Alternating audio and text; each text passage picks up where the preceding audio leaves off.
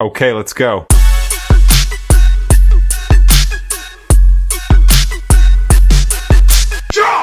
আসসালামু আলাইকুম, কেমন আছেন? আশা করি সবাই ভালো আছেন।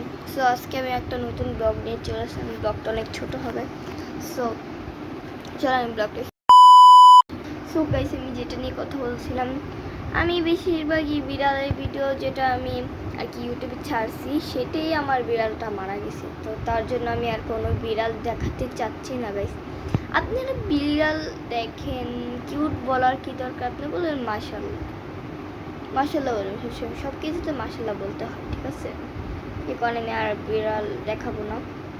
এখন অলরেডি আমার কটা বিড়াল, অলরেডি আমার 6টা বিড়াল মারা গেছে, ঠিক আছে? সো এখন আমার একটা বিড়াল আছে, যদি দেখতে চান তাহলে কমেন্ট করবেন। ও একটা কথা, চ্যানেলটি সাবস্ক্রাইব করবেন এবং লাইক দিয়ে বেল আইকনটি প্রেস করে পাশে থাকবেন। তো সেটা বলতেছিলাম যে আমি তো বেশি ব্লগ দিই না, যে কারণে আমার পড়াশোনার চাপ থাকে, তার জন্য আমি বেশি ব্লগ দিতে পারি না। ইনশাল্লাহ এখন থেকে আমি প্রত্যেক দিন ব্লগ দেব। আপনারা আমাকে চ্যালেঞ্জ দিবেন একটা, যেমন আমি মেকআপ ভিডিও করব। যদি আপনারা বলেন তাহলে আমি মেকআপ ভিডিও করতে রাজি আছি। যদি মেকআপটি করি আপনারা কমেন্ট করে জানাবেন, চ্যালেঞ্জ দিতে পারেন, আপনাদের ইচ্ছা মতো একটা চ্যালেঞ্জ দিবেন। এটা বলতেছিলাম। এখন গাইস বাজে হলো 9টা বাজে। সো একটু পরে আমার আম্মু এসে পড়বে কাজের থেকে, আমার ভাতটা খেয়ে ঘুমাতে হবে। এখন আমি কয়েকটা হিস্টোরি শেয়ার করতে সাথে, যেটা আমার সাথে করতেছে কিংবা আমার ভাইয়ের সাথে করতেছে। সো আমার ভাইয়া একদিন তার বন্ধুদের সাথে বেড়াতে গেছিল ব্রাহ্মণবাড়িয়াতে।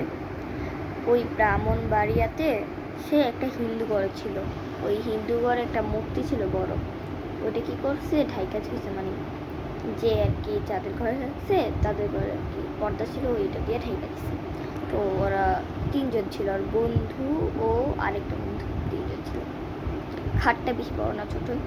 তো আমার ভাইয়া ঘুমাইতেছে, ও তো পুরো খাইমা শেষ, আর ওর শরীরটা নাকি ভার লাগতেছিল।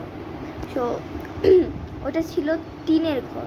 তো আবার রাত কটা বাজে, 9টার দিকে। তো ওর শরীরটা ভার লাগতেছিল। তো আমাদের আম্মুকে বলতে বলছি যে আম্মু আমার ঘুম লাগতেছে। তারপরে ওয়াশরুম চাপ দিয়েছিল। ওয়াশরুমটা আবার কি গ্রাম দেশের বাইরে, কি বলবো, বাসার বাইরে। তো ওর যাইতে অনেক ভয় করতেছিল। পরে আম্মুকেও কলে রেখা ওয়াশরুমে গেছে। তো ওই মুহূর্তে শিয়ালের ডাক শুনছে এবং কি ভাগে গর্জন দিয়েছে। ও ভয় পায় কি করছে, দৌড় মারছে।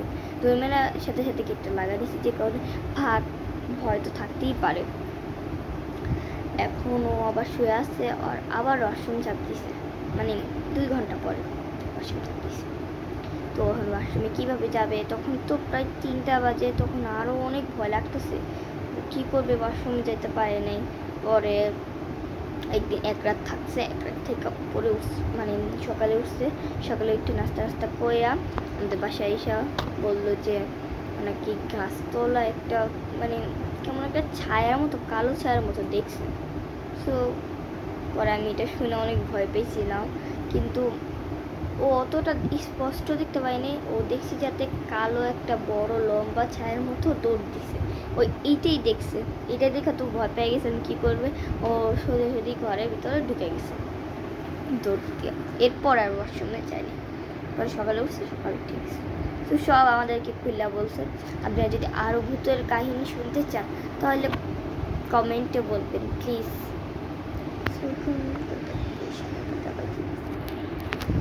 আর যদি ব্লগটা এতটুকু রাখি, যদি ভিডিওটা ভালো লাগে লাইক, কমেন্ট, সাবস্ক্রাইব করে বেল আইকনটি প্রেস করে আমাদের পাশে থাকবে।